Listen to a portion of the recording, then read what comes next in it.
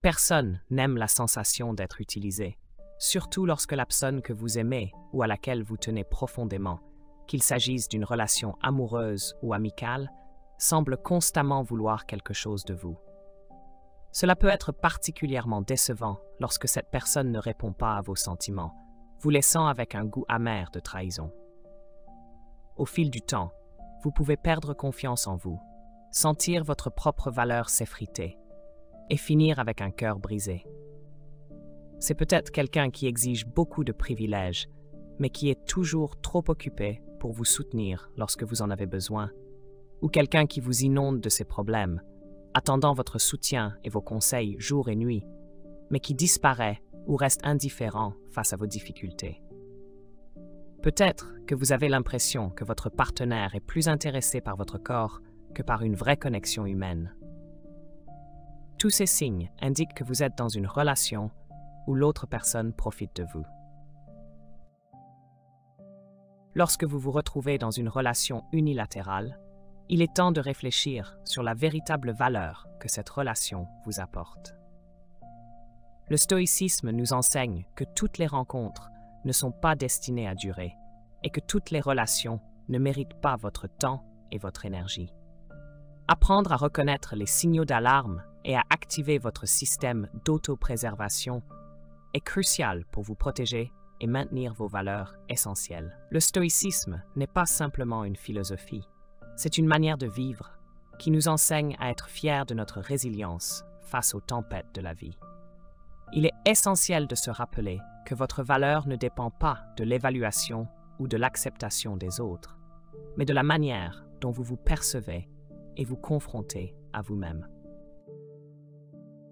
Alors que nous entamons cette réflexion, je vous encourage à rester avec moi jusqu'à la fin, car chaque mot compte dans ce voyage vers une compréhension plus profonde. La première chose à considérer est cette culpabilité qu'on vous fait ressentir. Avez-vous déjà senti le poids des regards, l'oppression des mots qui serrent votre cœur comme dans un étau de tristesse? Dans une relation où vous n'êtes pas un partenaire, mais seulement un tremplin pour les désirs égoïstes de quelqu'un d'autre, la culpabilité devient une arme subtile, un poison corrosif. Cependant, la philosophie stoïcienne nous offre une lumière, une issue qui mène à la liberté et à la paix intérieure. Les hommes ne sont pas troublés par les événements, mais par la manière dont ils les perçoivent, disait Épictète, et ces mots résonnent comme un baume apaisant. Pourquoi permettons-nous aux pensées et aux jugements des autres de gouverner nos vies? Comment pouvons-nous rester ancrés dans notre vérité sans être emportés par les vagues émotionnelles que les autres déclenchent? La première étape consiste à se demander: ces sentiments de culpabilité reflètent-ils réellement qui je suis ou ne sont-ils que l'ombre des attentes irréalistes des autres? Marc Aurèle, dans ses méditations face aux épreuves du pouvoir et de la vie, nous rappelle que le bonheur de votre vie dépend de la qualité de vos pensées. Pour trouver la paix, il est crucial de se concentrer sur ce qui est vraiment important pour soi, sur les valeurs et principes que l'on se fixe, plutôt que sur les désirs éphémères des autres. En examinant vos émotions à travers le prisme de la liberté et du choix, vous ne vous libérerez pas seulement du fardeau de la culpabilité, mais vous trouverez également la force de surmonter toute épreuve. Êtes-vous prêt à affronter vos peurs et à avancer, sans plus être prisonnier d'une culpabilité injuste, pour continuer sur votre chemin avec un cœur fort et une volonté renouvelée? Ce voyage est bien plus qu'une quête spirituelle. C'est un engagement envers vous-même, une décision inébranlable de ne plus vivre sous le joug des jugements et des attentes des autres. C'est une promesse faite à soi-même, pour un futur où vous détenez les clés de votre bonheur et de votre liberté. Ensuite, parlons du manque de respect persistant. Plongeons dans l'histoire de Jack, un personnage pris dans une spirale où il est sans cesse confronté à un manque de respect de la part de ses collègues. Il se sentait ignoré, ses idées dévaluées, et souvent, ses contributions étaient tout simplement passées sous silence. La sensation d'être utilisé peut être dévastatrice, surtout dans les relations, qu'elles soient amicales ou amoureuses. C'est une émotion qui érode lentement la confiance en soi et amène à douter de sa propre valeur. Prenons l'exemple de Jack, qui subit un manque de respect constant au travail. Il commence à remettre en question ses compétences et son importance. Dans une relation ou un contexte professionnel, le manque de respect se manifeste de multiples façons. L'indifférence lorsqu'une personne s'exprime, la minimisation ou l'ignorance de ses idées. Ces comportements ne détruisent pas seulement le moral, ils sapent les bases même de la confiance et du respect mutuel, essentiels à toute relation saine. Que devrait faire Jack dans une telle situation? Comme l'a dit Marc Aurèle, vous avez le pouvoir sur votre esprit, non sur les événements extérieurs. Prenez conscience de cela et vous trouverez la force. Jack doit comprendre que sa valeur ne dépend pas des jugements des autres. Il a le pouvoir de maîtriser ses réactions émotionnelles, de ne pas laisser les sentiments négatifs guider ses actions. Il doit affirmer avec clarté et calme qu'il mérite d'être respecté, tout en restant serein et patient. Le respect, pour chacun d'entre nous, n'est pas une simple idée abstraite, mais bien le pilier de toute relation équilibrée. La lumière qui éclaire ceux qui cherchent à établir des liens sincères. Le respect, quand il est réciproque, fait des miracles. Non seulement il inspire la confiance, mais il reflète aussi une image de soi empreinte de dignité et d'estime que nous voulons partager avec les autres. Les moments de vérité avec nos proches laissent souvent des traces profondes, engendrant parfois un sentiment de solitude difficile à décrire. À travers le prisme du stoïcisme, nous explorons ensemble comment atteindre une autonomie complète et trouver une lumière dans l'obscurité de la solitude. Imaginez un arbre qui ne procure de l'ombre que lorsque le soleil brille, mais disparaît dès que les nuages menaçants arrivent. C'est ainsi que se comportent certaines personnes dans nos vies, présentes lorsque tout va bien, prêtes à récolter les fruits de la relation, mais absentes lorsque les difficultés surgissent. Cela ne révèle pas seulement la nature de la relation, mais nous pousse aussi à chercher la force en nous-mêmes. Sénèque, l'un des grands philosophes stoïciens, disait « Une vie heureuse est une vie en harmonie avec sa nature ».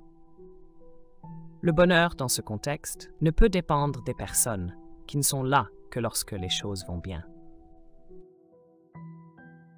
La question cruciale est alors, cherchez-vous la force à l'extérieur de vous-même ou en vous? Le stoïcisme nous enseigne que l'autonomie et l'indépendance sont les clés pour affronter les défis. Quand quelqu'un manque à l'appel dans un moment crucial, cela peut être une leçon difficile à accepter, mais aussi une opportunité pour développer notre force intérieure et découvrir de nouvelles capacités. Ce n'est tant leur absence qui compte, mais notre manière de gérer cette absence. Laissez-vous cette absence créer un vide, ou comblez-vous ce vide avec votre propre résilience et votre capacité à avancer. Quand vous réalisez que votre satisfaction et votre bonheur ne peuvent être confisqués par personne, ni par quoi que ce soit d'extérieur, vous commencez à vivre pleinement dans l'esprit du stoïcisme. Rappelez-vous que, même si vous ressentez parfois de la solitude quand une personne manque à vos côtés dans des moments critiques, c'est précisément dans ces instants que vous apprenez à vous tenir debout sur vos propres jambes.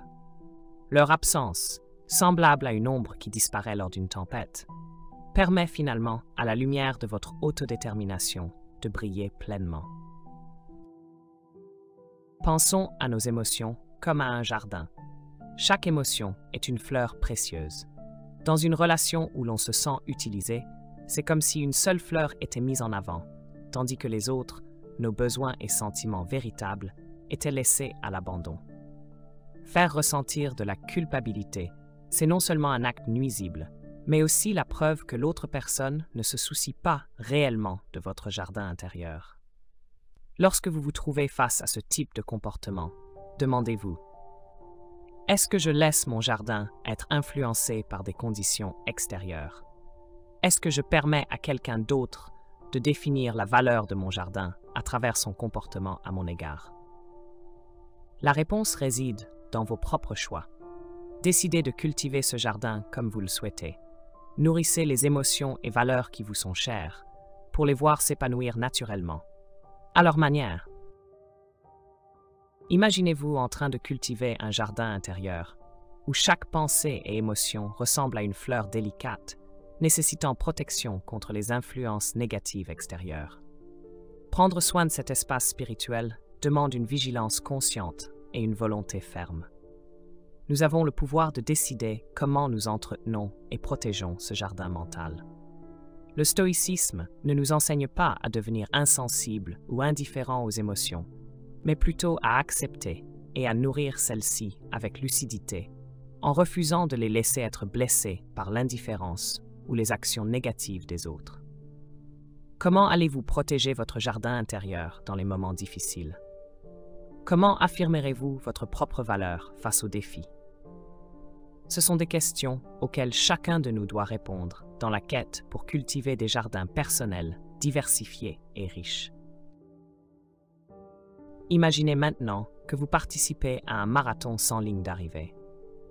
Vous courez, non pas par plaisir ou pour votre propre bien-être, mais simplement pour surpasser les autres.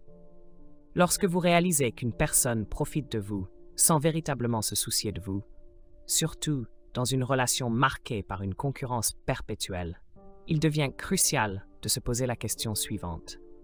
Qu'est-ce que je cherche vraiment à accomplir et qui profite réellement de cette course? La compétition malsaine peut transformer une relation en une bataille de pouvoir où l'empathie et le respect disparaissent. Le stoïcisme nous apprend l'importance de mener une vie vertueuse, où l'objectif n'est pas de battre les autres, mais de triompher de soi-même, de ses faiblesses, de ses peurs et de son ego. Utilisez ce temps pour réfléchir à votre véritable valeur, non pas en fonction de votre capacité à dépasser les autres, mais par rapport à votre propre croissance, par rapport à hier. La question à se poser n'est pas « Combien de personnes ai-je surpassé ?», mais plutôt « Comment ai-je grandi ?» Lorsque vous commencez à vous évaluer sur la base de vos propres standards et de votre développement personnel, vous trouvez non seulement la paix intérieure et le bonheur, mais vous créez aussi un espace propice à des relations saines, où la compétition ne domine plus.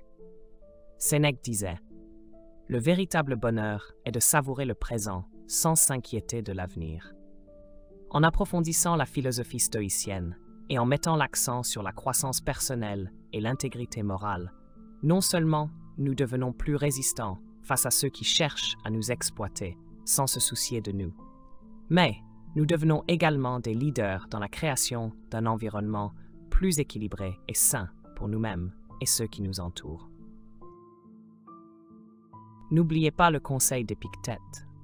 Ce n'est pas ce qui vous arrive qui importe, mais la manière dont vous y réagissez.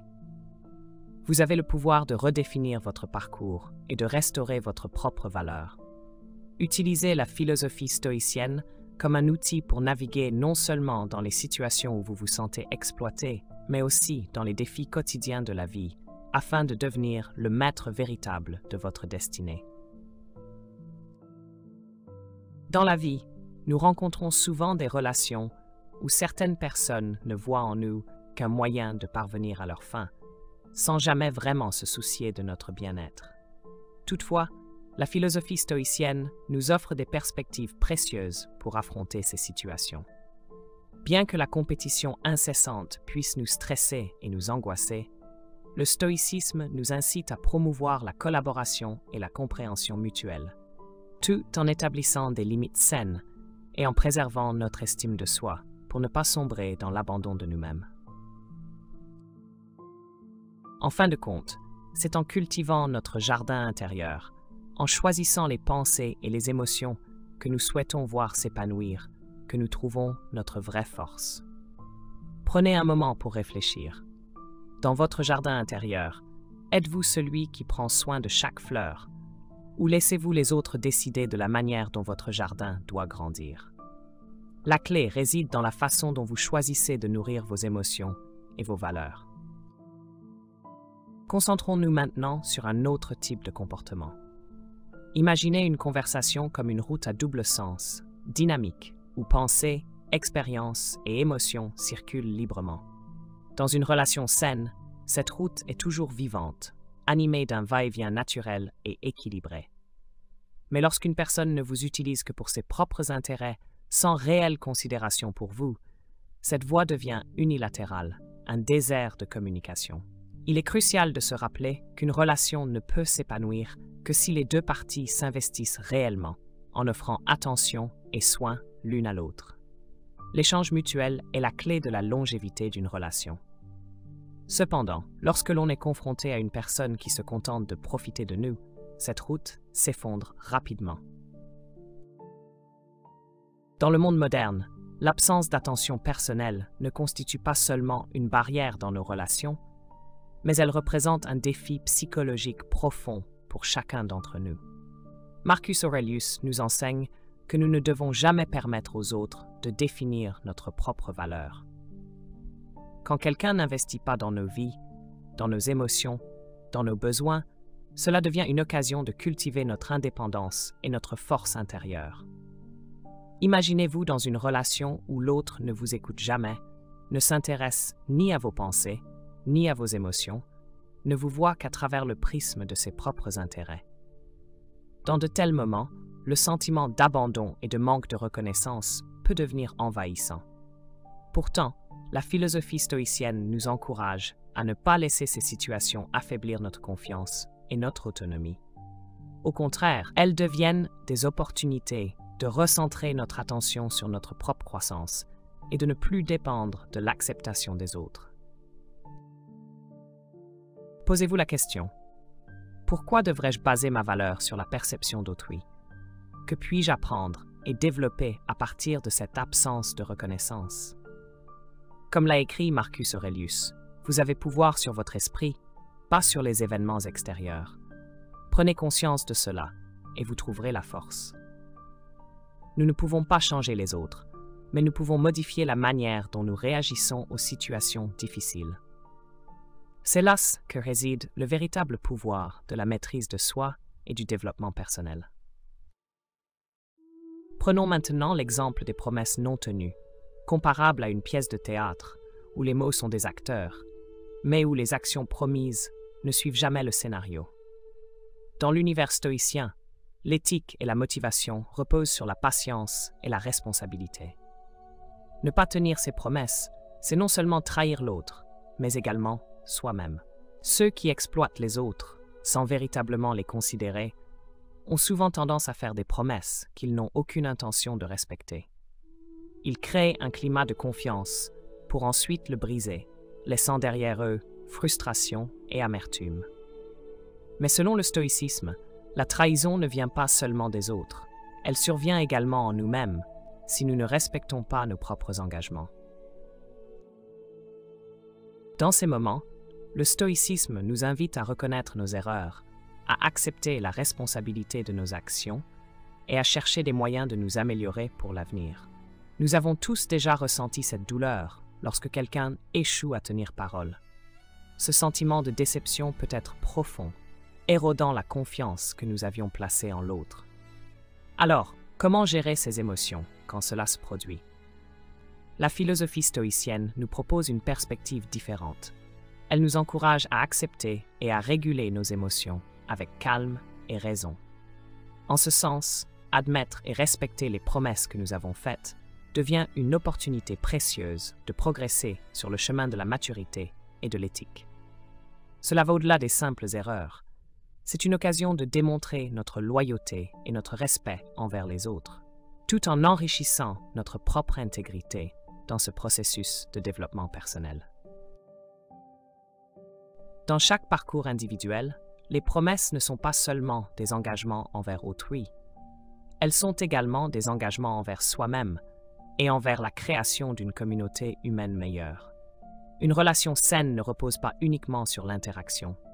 Elle exige sincérité, responsabilité et respect des accords établis. En tenant nos promesses, non seulement nous renforçons la confiance, mais nous affirmons également notre fiabilité et notre propre valeur. Qu'en pensez-vous? Vos idées peuvent éclairer les autres. Partagez vos réflexions dans les commentaires sous cette vidéo et ensemble, explorons plus en profondeur la vie à travers le prisme de la philosophie stoïcienne. Merci à tous d'avoir regardé cette vidéo aujourd'hui.